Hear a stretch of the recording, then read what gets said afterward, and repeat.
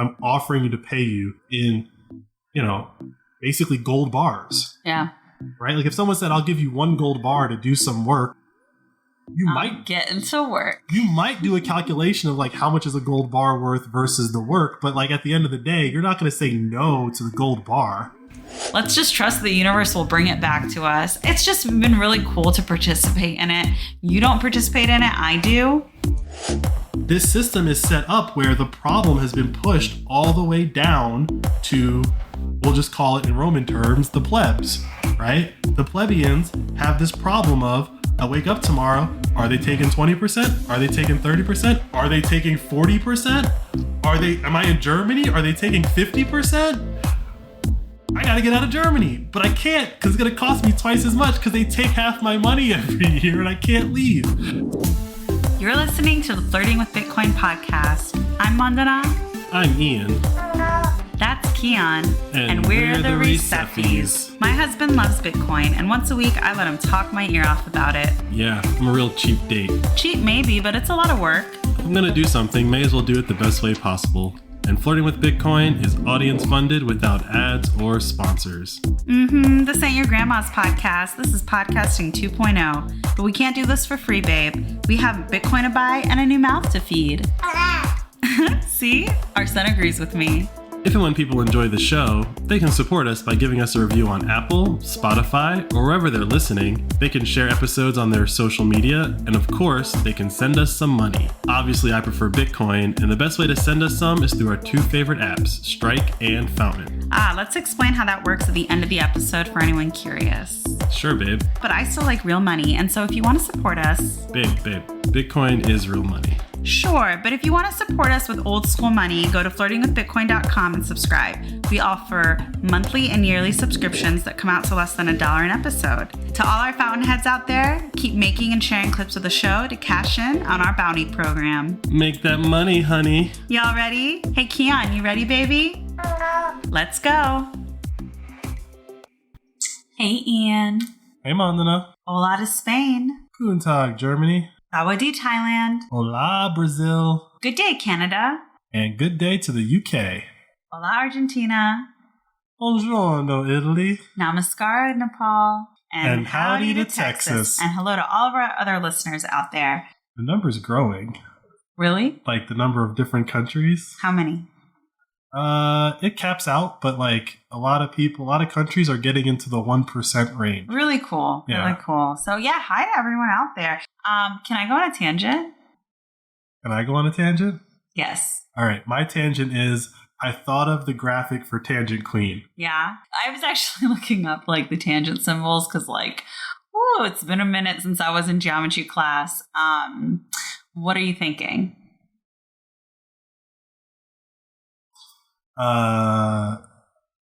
It's just a circle mm-hmm.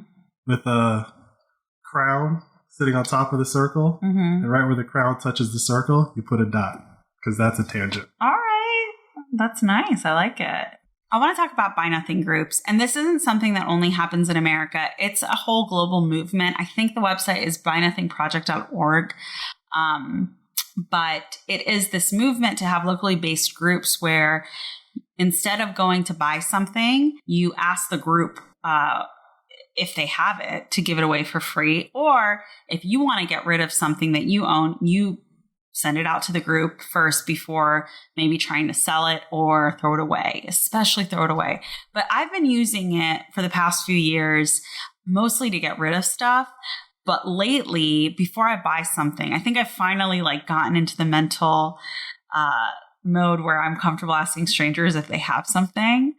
And most recently, we're going to start sending our son to my parents' house for a couple of days a week for them to watch him. And your son? What about my son? Our son. Did I say my son? Sorry. I'm in work mode now. So when I talk about Keon, I'm talking about him to people who didn't make him with me. So I needed to get a crib because my parents wanted to build one for him because they're like, there's nothing good enough for him out there to buy. We just want to make it. And I was like, no, relax. I can probably find one for free. And in a single day, I had another mom in our neighborhood say, hey, I'm about to transition my kid out of their crib in a couple of weeks. Can I give it to you when we're ready? You know, we're not ready yet. And I was like, yeah, perfect. She told me what type of crib it was and it met our needs. And we're going to pick it up today from her and her husband. And it's just so amazing because she bought this crib about 2,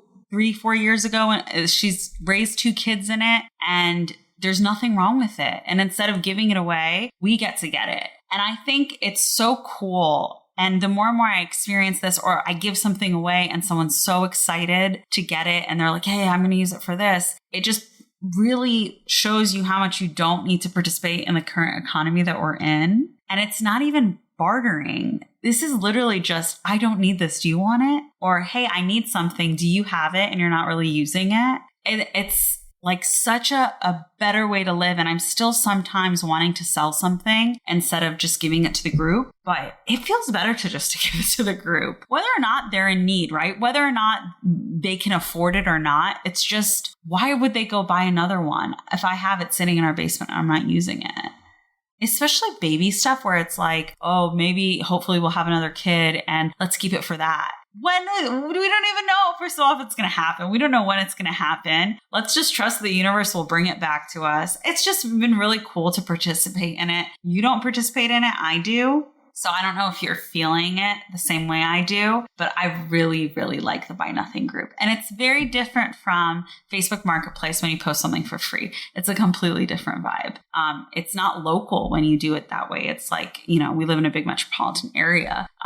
But sometimes if I'm trying to get rid of something and I can't, I'll post it to Facebook Marketplace. And the Buy Nothing culture, it's so localized that someone's like, yeah, I will walk a couple of blocks and pick this up. Yes, I'd rather do that than order something from Amazon and get it in 2 days. Yeah, I mean, I'm glad you like the Buy Nothing group. I'm not in it, but I agree with you. It's a much better way to like get stuff and give stuff, get rid of stuff. I mean, obviously, I have some critiques on the Buy Nothing group as I watch you do it, but for the most part, it's definitely like a good system. And if you have a really good system, which I think our neighborhood does, because every like area, localized area has their own Buy Nothing group, right? Well, our specific neighborhood in DC, Buy Nothing group participation was so much that they actually broke it up into 4 smaller groups because they were like, let's just make this easier for everyone. We'll make the area even shorter so that like if you don't have a car, it's not going, you're not going to like, you know, be kind of wasting everyone's time trying to get something that you don't have access to because you don't post your address, you post your cross streets. And then, you know, once someone messages you, you can give them your address. But it's really, really cool how many more people get involved in it. And, you know, I love when someone says, hey guys, it's been a hard month. Like, does anyone have any extra like meat that I could give to my kids? And like everyone jumps in and is like, I have this, I have a frozen pack of this, da da da. We're actually about to go on a trip. We can give you this stuff. And it's just literally pulling you out of consumerism and thinking like, before I go and either buy something or struggle without, let me just see if someone else has something to give me. Yeah, I think the second half of that is cultural. Like, I think our culture, definitely in the West, I won't say America because I think it's the West in general terms. You know, our culture is kind of like asking for help implies like weakness.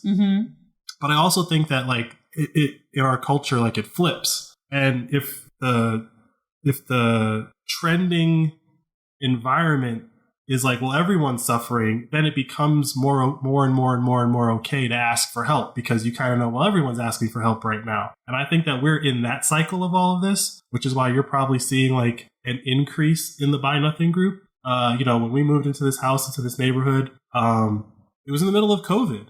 Yeah. And while some people thrived during COVID, not everyone thrived. Some people didn't, yeah. I mean, some people did though, right? And so like, I think it's great. Like, I support it. My main critique is that because stuff is free, people tend to be a little more flaky. Yes. So like you'll say, I'll give you something, and they say, I'll come get it. And then they don't come for like 4 or 5 days. It's like, I thought we had a social contract that I will put this in this place for you to come pick up. But because it's free, there's no real forcing function that says to someone, I've created an obligation to go do this thing. Right. And that's what I've observed the most. Like, I don't really care. Like, if you don't want something, you don't pick it up, I'm going to throw it away eventually. Yeah. So like, whatever. Ian's ready to throw it away. I mean, and I'm like, no, let me see if someone needs it. I mean, certain things like if you want to put it in the Buy Nothing group, I'm fine with that. But, and this is like a massive tangent at this point, but like, I think that the Buy Nothing group and Bitcoin have a relationship. And I think the relationship is that the reason why, for example, someone like myself is like, I don't even feel like doing the work to like give it away. Mm-hmm. Like if you want to, I know you don't. Great. Yeah, I'm willing to do the work. If you're willing to do the work, great. But the reason why I'm not willing to do the work is because like I don't know what something is actually worth, right?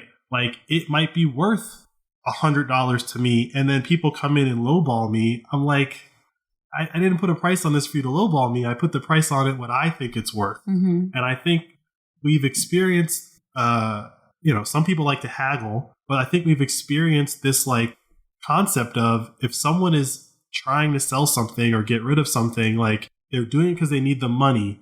And so I'm going to be, for lack of a better term, like I'm going to be a shark and I'm going to get the best deal possible. So I'm going to like try to knock $20 off of this thing. It's like, if you got to knock $20 off this thing, like you don't need it.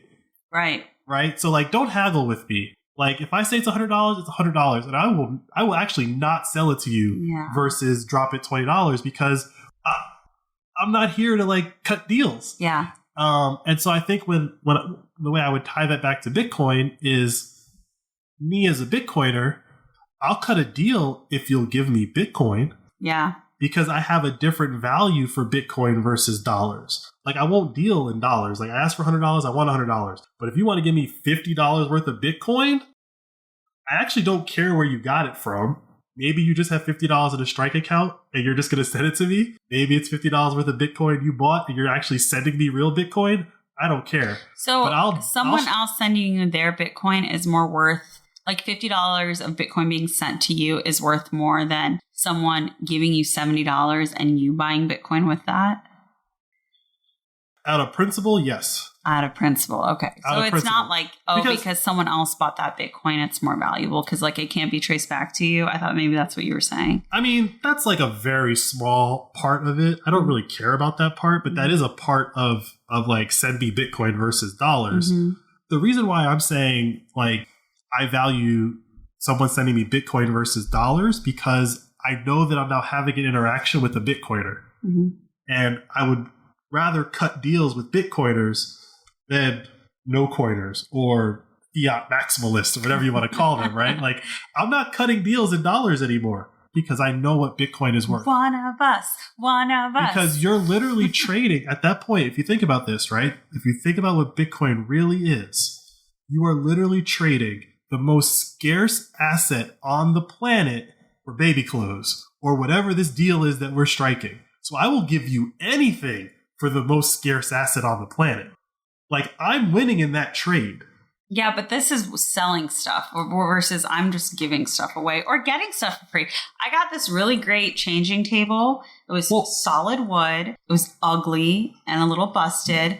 And your girl, guys, listen, your girl went to Ace Hardware, got stuff and fixed it and spray painted it. And now it's like really chic. It's in our living room. I think I spent maybe $20 and I had gotten it for free. That's great. Yeah. I'm all for that. Yeah. I think things like that are great. You just converted labor instead of dollars. Yeah. You converted time instead of dollars. That's fine. Yeah. Nice little side project. But I got like the foundation of that project for free, which, I wanted to bring this up because it's another change in relationship with like goods and services, consumerism, whatever you call it, that I've been experiencing. But it's also a growing movement around the world. It's been happening for like, I think more than a decade. I don't necessarily think it's growing because of COVID. I think it was growing because of like waste and like the frustration around consumerism and consumption and those types of things. I'm sure COVID was an accelerant. Sure. But I think this has been going around for a long time. And I think for it to have started a while ago and for there to be people who were not in need that set this stuff up, I think that's really interesting. And I think it's nice to, even if you're able to afford something, to ask your neighbors, hey, do you guys have this before I go and buy it? And it's like, I don't feel shame for asking for it because it's like, I've bought so much baby stuff. I don't want another cardboard box to come into my house for no reason. If you have something sitting in your house that you're like, oh, how am I going to get rid of this? Which I think is the story of everyone, period. And I think the more that we engage in a culture of just giving stuff away or asking for things, the less likely we're going to hoard, right? Like the older generations are hoarders. I think our generations may be less so. We'll see in a couple of decades how that pans out. But we don't need stuff in our house if we know, hey, if we constantly get it reinforced that, hey, someone else could use this right now. Maybe I'll need it in 5 years, but someone else could use it right now. So let me just give it to them. And if I need it again, I will log into Facebook, enter the group, and I'll say, hey, does anyone have this? Yeah.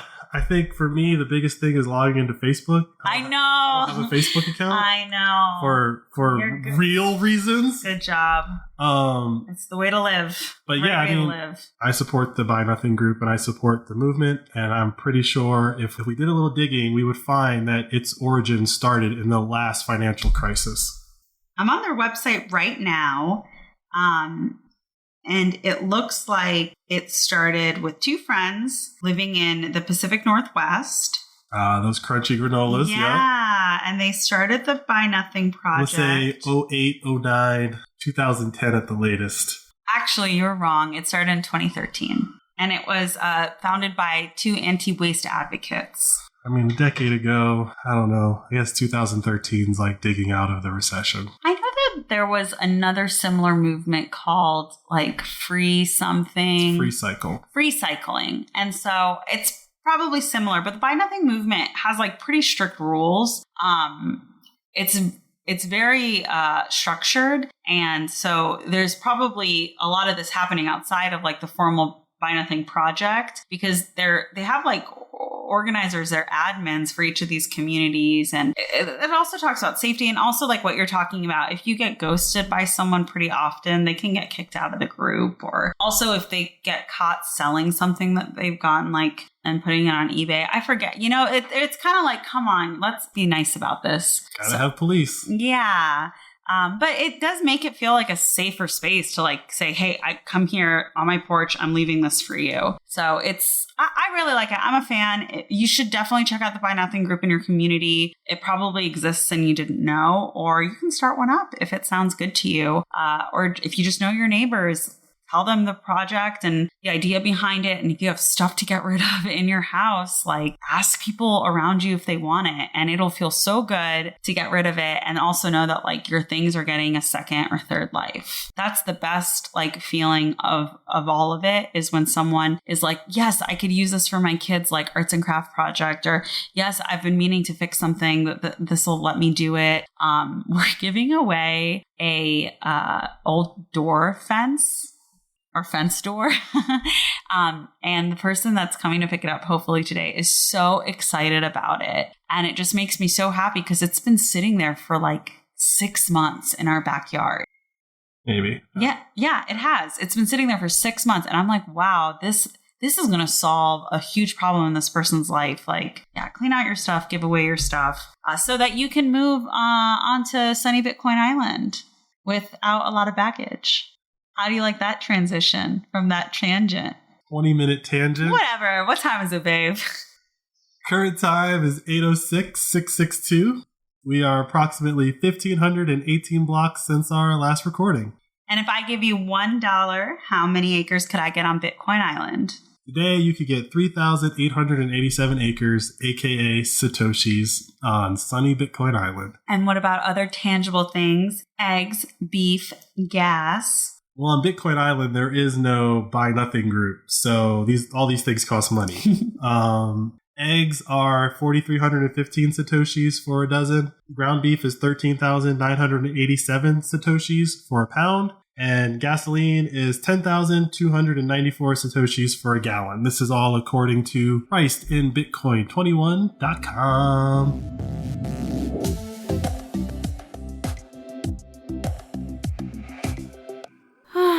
What's wrong, babe? I don't know. I guess I'm worried I'm not saving enough money in Bitcoin.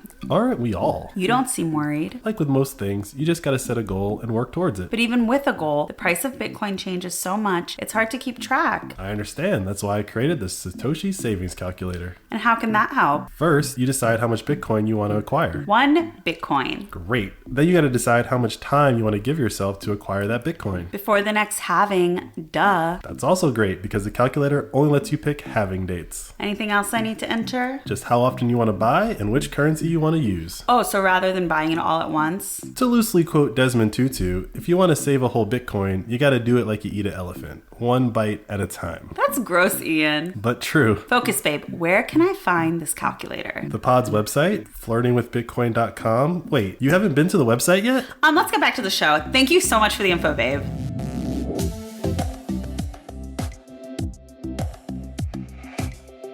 Okay, Ian, the floor is yours. What do you want to talk about today? So today I'd like to talk about getting paid in Bitcoin. You know, we've been searching for a podcast editor for the past couple of weeks now. And in talking to potential applicants, the conversation always kind of came to the same point of me offering to pay them in Bitcoin and them being either hesitant or like skeptical because it doesn't really on the surface makes sense. Is that because they're worried about the fluctuation in the price of Bitcoin? Like, do they say what the hesitation stems from? Well, for this particular group of people, we have another group of people that are going to be working on our next couple of episodes. But for this group of people, I found them on Upwork, which is a freelancing site. And so these aren't actual Bitcoiners. Yeah. These are just freelancers. But in talking, it's like when I understand how Upwork works, it's like if I pay you through Upwork, Upwork takes a cut. Mm-hmm. If I pay you outside of Upwork, whether it's PayPal or Bitcoin, they don't take a cut, right? But if I pay you in Bitcoin, in my opinion, that's a no-brainer. But I think for someone who is just kind of learning about Bitcoin or is kind of like Bitcoin curious, if you will. You mean flirting with Bitcoin? Exactly. The idea of getting paid in Bitcoin doesn't make complete sense. And to me, I think that today's discussion should be about why getting paid in Bitcoin, especially as a freelancer, should be a no-brainer.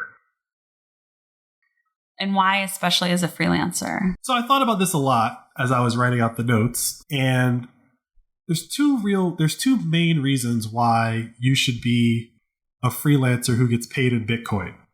And I'm not going to say his name, but one of the guys that edited our episodes, he's in India.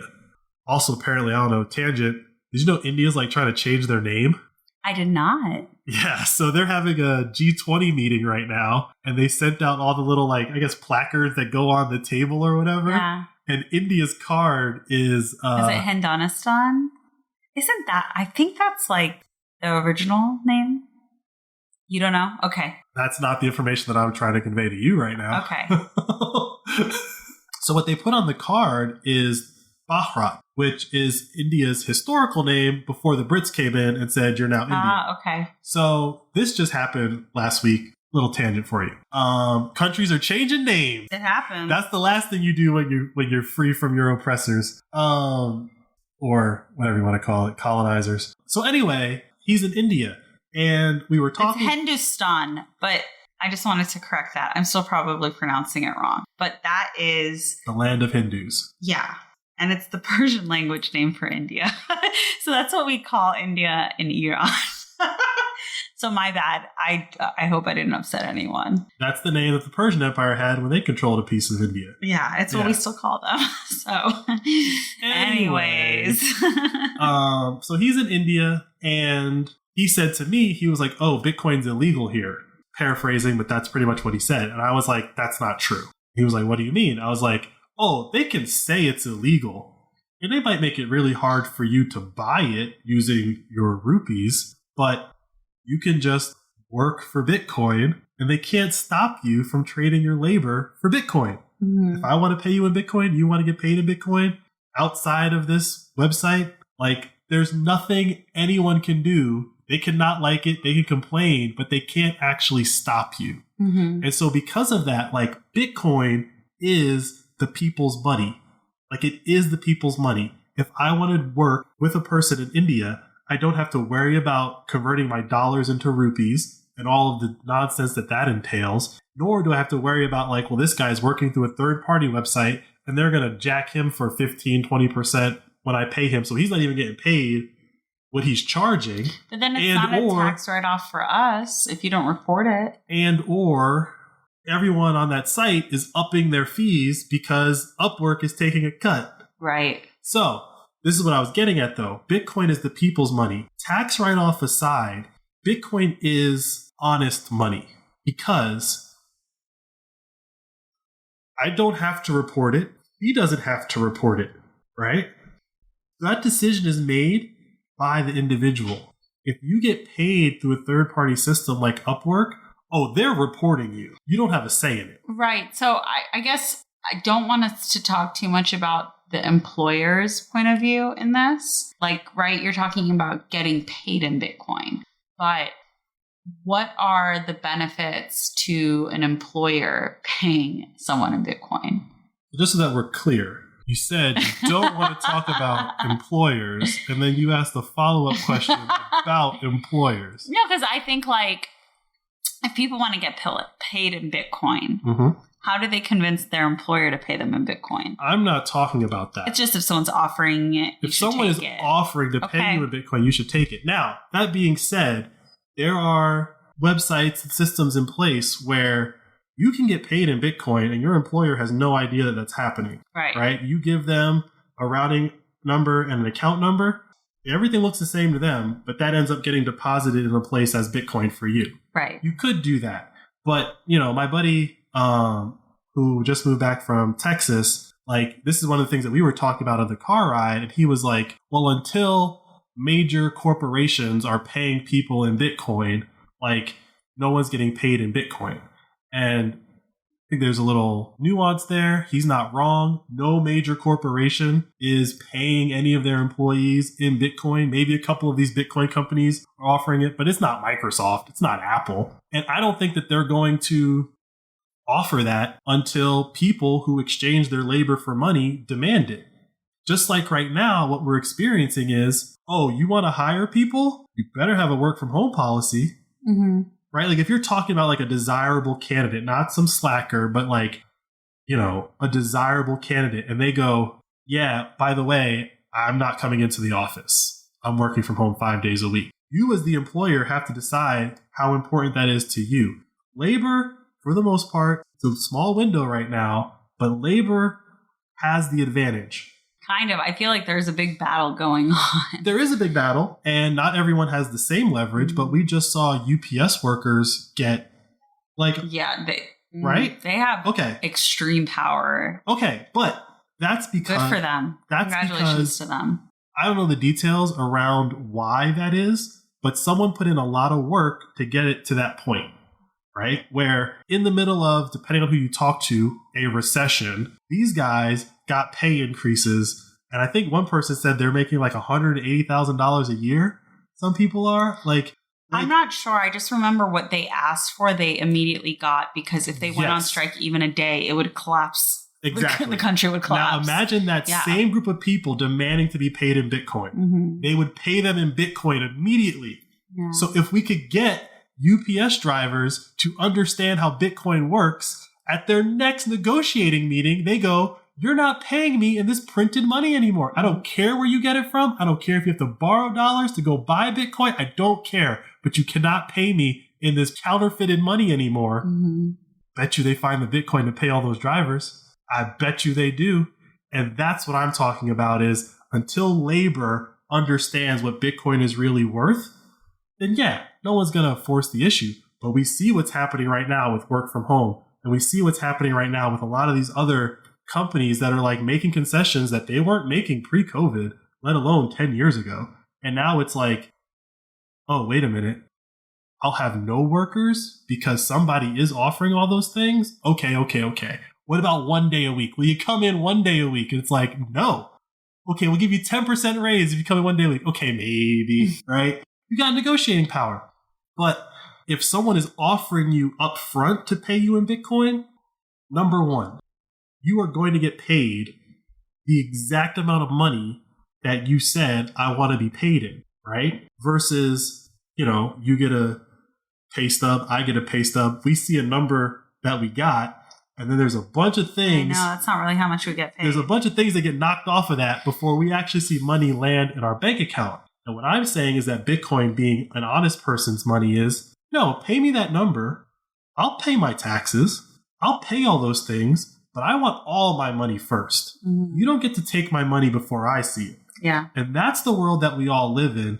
That's the world that Bitcoin, it's not explicitly fighting against that, but in a world where you have to pay me in Bitcoin, there's, I'm sure somebody will figure out a way, but at the moment, there's no way that I pay you in Bitcoin, but 35% of it goes to the federal government also. I mean, I feel like payroll software would figure that out. It could. But my point is that I think in a world where Bitcoin wins, the relationship of taxes to citizens has to change. You can't just take 30% of my wages before I ever see it. Yeah. But because all of our money has to go through this third party, just like Upwork, we're basically all getting paid through Upwork, is my point. We just see it, we don't see it as Upwork taking a cut. It's the federal government taking a cut. It's the same premise. So I would argue that if I were an employer in, let's say, El Salvador, or let's say someplace that was Bitcoin friendly, and I have this global talent pool, hey man, whatever you want to report to your country, that's on you. But you say a number, I'm going to pay you that number. There's no one skimming off the top between me and you. I just don't know enough about payroll laws if that's how it works. But bringing it back to the conversation you were having with these freelancers, what were they saying in their hesitation? Or was that conversation leading to anything? Or were they kind of like, I'm good? I mean, one guy, he got it eventually. Another guy, he's definitely would take a little bit more work. I think everyone gets the general idea. It's just that if you don't value Bitcoin, then that offer doesn't mean as much to you, right? It doesn't mean as much to you if I'm offering you to pay you in, basically gold bars. Yeah. Right? Like if someone said, I'll give you 1 gold bar to do some work, you might get into work. You might do a calculation of how much is a gold bar worth versus the work. But at the end of the day, you're not going to say no to the gold bar, right? Maybe you'll say no because you don't know what to do with a gold bar. Can you give it to me in 1,000 coins or something, right? But the value that's attached to Bitcoin does not map to its actual value. And that's why I was saying earlier about I'll negotiate with a Bitcoiner. You want to come in and lowball me or whatever, because at the end of the day, you're still trading one of the most scarcest things on the planet for whatever it is that you're lowballing me on, right? But if you're trying to lowball me with dollars, nah, buddy, the thing that I have is more valuable than the dollars. That's why I put the price on it that I did. So yeah, I mean, freelancers in general, and all workers really, we have a way to work for each other and pay each other, and then we get to decide who knows about that. And the way that things are set up right now is that if you work for a corporation, you just get money taken away right away. You have no say in that. And everyone knows. It's not a secret. And everyone knows, right? Everyone knows your business, literally. And on top of that, if you don't work for a major corporation and you're getting paid through things like Venmo and PayPal, well, they've knocked the reporting requirements down on them to $600. Wow. So it's they want to know every dollar that you're making. I think that's the more important piece of this, is that they want to know things, especially when $600 is nothing. Yeah, they say it's for anti-money laundering. You're are you kidding me? Why? If you're laundering money $600 at a time, you are a bad money launderer. In this economy, with this level of inflation, yeah, I think that's the piece of it where I think next tax cycle, it's really going to hit people, how much they need to be reporting. Well, yes and no. Because the laws changed last last year, or it's changing this year? We'll see. I think it's next April when the $600 limit goes in for PayPal and Venmo and all of that. We'll see. I'm pretty certain you're correct on the timing, but I also think that it's not going to go into effect then. I think there's a decent amount of pushback on this that it's going to get delayed and hopefully not enacted at all. But as it stands right now, yes, there is a date in the future where PayPal and Venmo will start reporting you as 1099 income. They're going to snitch on everything that's over $600. And here's why they will do that is because they only exist because they're allowed to exist, because they are part of the current financial system. And they're a huge money mover. They're a huge money mover. And if they want to be able to move money, they have to comply with every law that gets passed and assigned to them, which, that's technically why we create laws. But when some laws are ridiculous or, as some founding father would probably say, unjust or whatever, well, they're not going to be the ones that say, well, we're not going to comply. It's up to the individuals to, quote unquote, not comply. Rise up. So my thing, again, going back to why you want to be paid in Bitcoin, is that someone is offering to pay you in the most rare thing on the planet. It's like if someone said, I'll pay you in Michael Jordan rookie cards, or I'll pay you in NBA championship rings. It's on that level. There is a value. You're personally not assigning a value to it because you don't understand the value of Bitcoin. But if you did understand the value of Bitcoin and someone offered to pay you in it, you would take it. So it's it's a simple litmus test for how much of a Bitcoiner someone is. If my job came to me and said, Ian, we heard you're a Bitcoiner.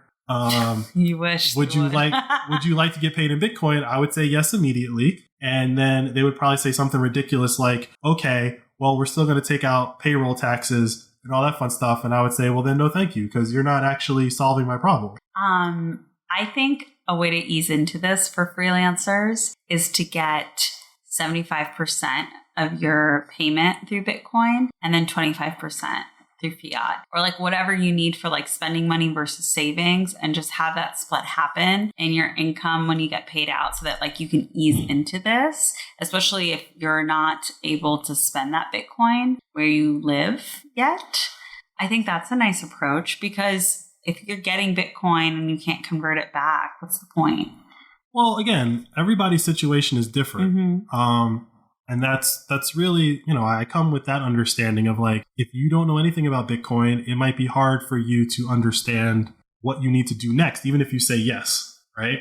So I get that. Also, if you're in India and all the issues there, I get that. But as a freelancer, in my opinion, I could be wrong, every last penny counts. And any way that you can get any middleman out of your money, the better. That's true. So again, Bitcoin is directly from me to you. There's no middleman. If you have to pay taxes on your income, that's on you to report your taxes on the income. Or not. Be honest or not be honest. That's your choice. The world we live in, you're basically robbed every time you get paid. And if you're a good citizen, you get some of your money back once a year. No one thinks of it that way. But people who are celebrating income tax refund checks, you're hustling backwards. You're excited that they're giving back the money. Or you just pay too much. No, it doesn't. There's no concept of too much. No, I'm saying that's why you're getting a refund. You just overpaid. No. It's not like you found some loophole. No. Well, it's not necessarily that you applied the right credit or subsidy or whatever. I hear what you're saying, but my core point is that any money that leaves my possession before I get it is too much. That's from a principled standpoint, the line is taxation is theft, right? I don't think taxation is theft. I think we do need taxes. I think we do need to pay for certain services like defense and police and fire and all that fun stuff. Paving, trash pickup. Sure, there's services that need to be paid for. But what I disagree with is that you take it from me. I don't pay it. You take it from me and then you give it back what you decide is left over based on whatever laws you changed for the year. That I disagree with. Give me my full amount of money. Let me live my life, my entire year on the full amount Let of me money. opt out of Social Security. I'm never going to use it. I mean, I don't know if like those are different problems. I know. But my point is that like if someone says they make $100,000 a year, we all know they don't make $100,000 a year. Mm-hmm. They do not have a lifestyle of $100,000 a year. They have a lifestyle of $70,000 a year or 65, right? Like, so, because here's the thing, right? Like, here's why I think that change is important. Right now, we're in like this financial situation where the United States is spending more money than it's bringing in taxes. So they borrow the difference, right? But the money that it's bringing in taxes, a large percentage of that was just taken. If they had to actually go around and ask for money at the end of every year because they had taken zero, then it starts to make more sense of like, y'all are spending a lot of money, right? But because it leaves your paycheck every time you see it, like it doesn't even add up to you in your head, A, how much they're taking, and B, that wasn't enough to cover it. Also, like I'll bring it a step further. You took like a Camry's worth of money from me. And you're saying that wasn't enough?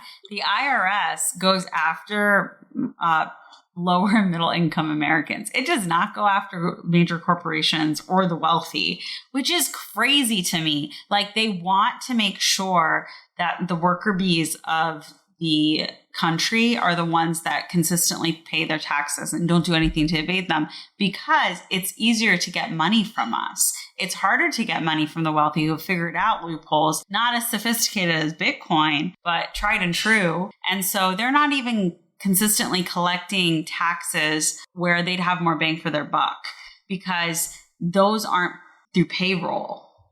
So they're already they've already given up. Yeah, because they don't take their money from those people first. Exactly. So that's my point. Exactly. That is my point. Like, but they will investigate and send you to jail if you owe like $1,000 in taxes and go a couple of years without paying them. They do it all the time. It's crazy. And the IRS has been like beefing up their workforce to have more agents to work on the taxes of the middle class. It's insane to me. I'm like, what are your accountants saying? Because your accountants are probably saying like hiring this many people with this much of a salary is not going to, like, we're not going to recoup the funds. They're not. Because middle America doesn't have any money. Or not middle America, middle class Americans. Middle America as well. they're not gonna cover the cost of the increase in staff. Like, it's just not the operations cost. The math doesn't math. It doesn't. And it's not supposed to. And this, to me, is just another example, another clue, another piece of the puzzle of what's really going on. Why are they hiring so many people to go after so many people to collect money that they can literally create out of thin air? What is this Rube Goldberg machine? The other piece of it, or just a positive note, is that for years in America, there have been these software companies that will say, they're called like TurboTax. There's a couple of other ones where they're like, just pay us $50, we'll do your taxes. And other countries, so in America, if you don't live in America and you don't know this, the U.S. government says, here, you figure out how many taxes you owed this year and then pay them to us and show us your math. And then if you don't pay enough, we'll come after you. So they know how much we owe, but they wait for us to first tell them. Whereas other countries will be like, hey, this is how much you owe in taxes. Like, you know, we did it for you. So instead this year or this upcoming tax cycle, they have, I think, made their own like similar software that's going to do it, like on their own website. Like the healthcare website? I don't know. I haven't seen the website yet. It's not going to work. We'll see. It's not. We'll see. Zero chance. If it doesn't work, maybe we don't have to pay our taxes. That's not going to be the case, right? That's never the case. Like, they messed up. You still had to pay your health insurance, right? Like, you still had to have insurance. You still had to go get insurance, even though the Obama website didn't work. The whatever, healthcare.gov didn't work for like years. Mm-hmm. So like, no, like they're never responsible. They never are.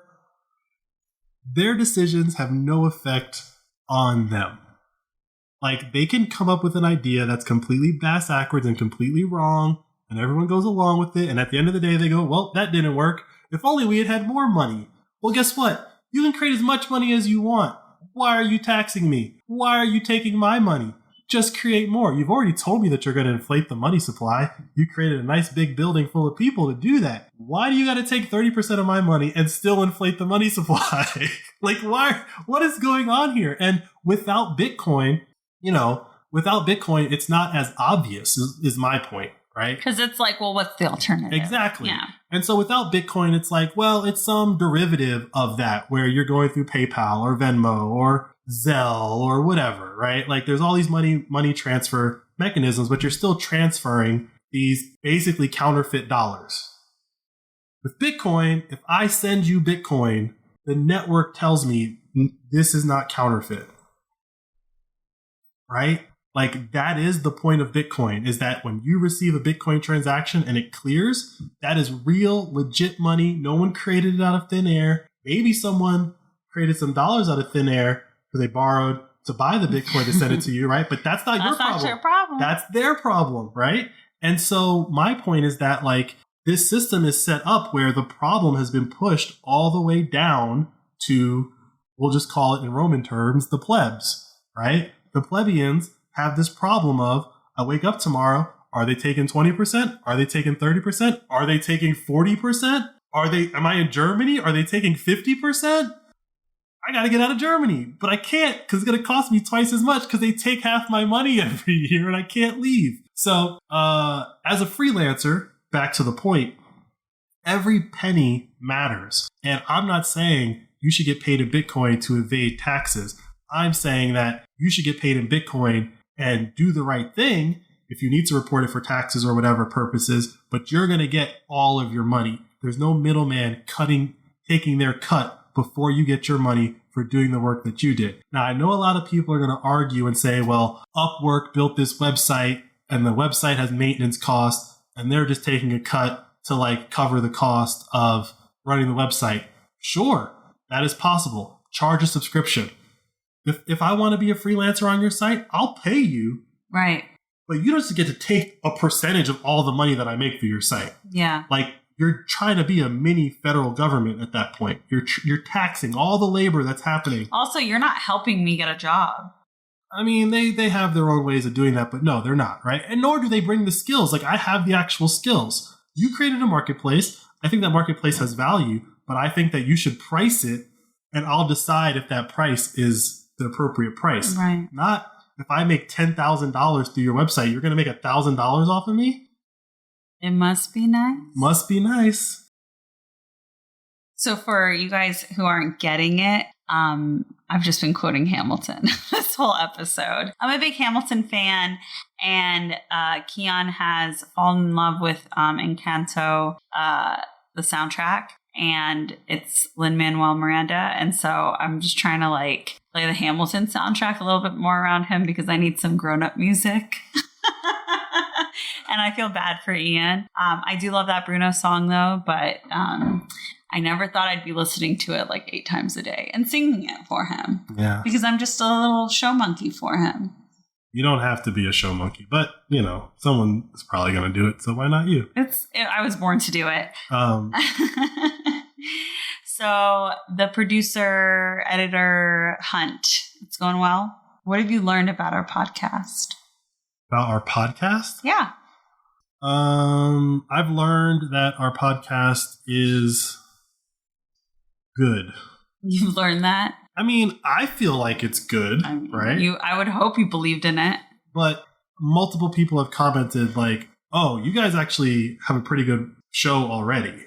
Oh, that's that's been like the general comment. Now, obviously, like... You know, they're trying to get the job, though. Sure, but like a lot of people that haven't listened to what I said I had a podcast and then eventually do, they're like, oh, it's like a real thing. I thought it was just you two like just talking, which is like, it is, but like there's some production value here. You know, right? There's so many jokes like guys with podcasts. It's like a very common joke on the internet, or people with podcasts, not just men. And I'm always like, I have a podcast. Well, and I think like it's just lumped up with a bunch of people. I mean, no disrespect to them. I think podcasts are a lot of fun where there's just 2 people talking, especially if they're comedians. But yeah, probably like I would hope that, you know, as we keep going, we're almost finishing year 2. We've become a more legitimate podcast and not one that like people just roll their eyes at when they hear that we have one. Well, I don't care that people roll their eyes, actually. We've been doing this podcast for about over a year and a half now. I've listened to a lot of podcasts. What would you want listeners of podcasts to know about podcasting? Like consumers of podcasts? I mean, so like we do our show a certain way, and our show is, I would put it more in the like improv comedy bucket. So you're saying I'm a comedian? If that's what you need to hear, sure. It is. Thank you. I would say ours is more improv in the sense that like we edit out a lot of stuff that just doesn't sound good. We make cuts. We make deep cuts to our show before we publish it. There might be whole conversations that we had that we just cut out. We're like, that doesn't make sense. I think people roll their eyes at podcasts because a lot of people don't do that. A lot of people just press record, talk for 2 hours, and hit publish. Yeah. And I think, that was actually one of your first critiques. I hate podcasts like that. That was actually one of your first critiques of specifically Bitcoin podcasts, is that it's just 2 dudes. And I'm not critiquing this. I'm just saying like this was Mandana's comment and why we started our podcast, is that it's just 2 dudes on a Zoom call talking about Bitcoin. There's nothing wrong with that, but it'll sometimes take like 30 or 40 minutes to get that one nugget versus me, who goes and gets all those nuggets and just kind of throws all the nuggets at you in a more condensed form. And I eat them. Yeah. Yeah. So yeah. But in doing that, there's a lot of things that we just cut where it's like, that's not important, or that doesn't make sense, or that doesn't sound right or feel right. And I think that's why when people eventually hear it, they go, oh, that's not what I was expecting. Yeah. So like hiring someone to do the editing is an addition to that, but it's also a step back because now we have to like, quote unquote, train this person to instinctively make those types of cuts that we were making. And that's really what we've been doing for the past 2 weeks, is like, you can cut more. You can cut more. Yeah. Tighten this up. Yeah. Like, you're not hurting my feelings, right? Yeah. And I know that a lot of other people are like, why'd you take that out? Why'd you take that out? Why'd you take that out? Oh, you think so? I mean, this is what one of the comments of one of the guys that was doing the editing for us has made, is like, people get upset if you take out too much. And I'm like, if I listen to what you edited and I don't hear anything missing, that's great. Yeah, I also like wonder if you are, and again, like if you like to consume really long podcasts, I think some people just want to feel like they're listening in on a conversation, or they're like hanging out with 2 people and they're just like not engaging in the conversation, but they're listening, right? So I think like the length aspect works in the favor for some people, but I just know that for me, like I need a beginning, middle, and end. I feel like that shows some respect to somebody who's like tuning in to listen to something. And like respect of time, I think, is really important. Respecting our listeners' time, but also respecting each other's time, and like you not rambling on about something that's not clicking for me, and me not going on a tangent ramble. Look at all these like, that. Yeah, I know. Tangent ramble could be another t-shirt idea. They're just the ideas are flowing out of me. But yeah, we'll see where it goes. We just crossed over 100 subscribers to the newsletter, which is like, I guess, a milestone. Woohoo! So thank you to everyone who has gone to flirtingwithbitcoin.com and, just subscribe to the newsletter. Right now, all that happens is you get an email notification saying the episode was published. But hopefully, as we hire someone to do the editing, rather than me having to do the editing, we could actually put more information out through that newsletter, which I would argue is like the next step of the podcast, which is there's more stuff happening when you're not listening to us. Ooh, sounds great, babe. I cannot wait.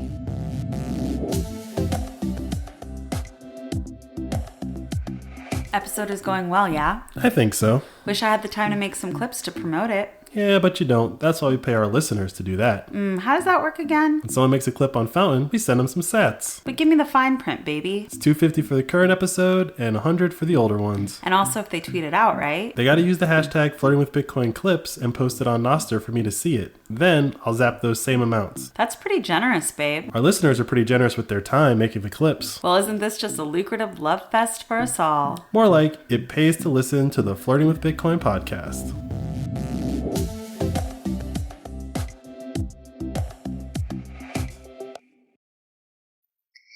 It's time for shout outs. Each week we give a shout out to the top boost since the last episode. This episode, 1% of all sats are being split toward the Sparrow Wallet development.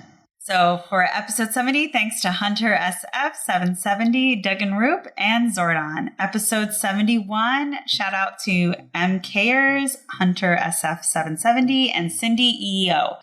So, Cindy, I left you a response to see what you wanted us to talk about to your daughters, but I haven't heard back from you. But this is for your daughters. First of all, you have a really cool mom, and you should be embarrassed that she is on this on top of like Bitcoin more than you are. And so like step one, like thank your mom for being so cool. How old are her daughters? Do we know? It doesn't matter. They could be 11. I don't care. I mean, they should appreciate and listen to their mom. Sure, but I think as a mother myself, I just think you should appreciate that your mom is like in the know, trying to help you understand money. I think that's a really important skill. And I will be completely honest, this is not something that my mom has had click for her yet. And so I think it's really cool to have, as a woman myself, to have like the woman that raised me, like try to teach me something like this. It's really important. So like just keep an open mind. I don't know how old you are, but like you better not be rolling your eyes at your mom when she's trying to talk to you about Bitcoin. 2, listen to her podcast. Like just humor her, you know, because she's trying to make sure that you're set up for success so that she doesn't have to worry about you. And that's the least you could do as her daughters. Ian, do you have anything to add? Probably. And 3, I don't know if Cindy has said this directly, but like, if she's your mom, she's technically doing this for you, right? Like parents saving money, trying to pass it on, right? Like your mom is in Bitcoin for you. And me as a Bitcoiner personally, like that's pretty awesome. Like I got my dad into Bitcoin, right? Like I've gotten mom and his dad into Bitcoin. Like it's usually the kids in this particular topic getting the parents into it. But if your parent is already there, they did all the hard work for you already. It's just, you know, you're going to benefit from it whether you pay attention now or 10 years from now. Okay, I just checked because I was pretty sure. Cindy said her daughters are millennials, so y'all should know better. No, they're probably part of the Yuppie Elite. The Yuppie Elite. Show them the article, Cindy. It'll be in the show description notes. Get it together, girls. I'm just going to start putting it in every show at this point. Like, every show will have the Yuppie Elite link in it. Yeah, get it together. Thanks for listening. Thanks, Cindy, and to all of our other Fountainheads. You guys have a great week. It's time to join the Fountainhead Nation. Go to fountain.fm to download the app onto your phone. Once you've installed the app and have set up your account, search for Flirting with Bitcoin and follow us. You should also be able to find and follow every other podcast you listen to as well. Listen to our show and episodes from your other favorite podcasts to earn your first sats, which are fractions of a Bitcoin. And keep an eye out for our promoted episodes on Fountain's homepage. We promote every episode so you can earn up to 100 sats just for listening. Yeah, that's right. Your attention's valuable to us. You're not just a set of earballs we've collected for advertisers. You can use the sats you've earned to send us a boost, which is like a little payment with a message. We are very active and respond to almost all the boosts we get. Every episode, we also give a shout out to the top boosters from the previous episode. And if you want to support us or other podcasters with more sats than you earn, you can top up your Fountain wallet with a bank card or a Lightning transfer from apps like Strike or Cash App. The easiest way to learn is to just get started. If you have any trouble or questions, go to support.fountain.fm. The team is extremely helpful and responsive. That's it. Now you're all set up for podcasting 2.0.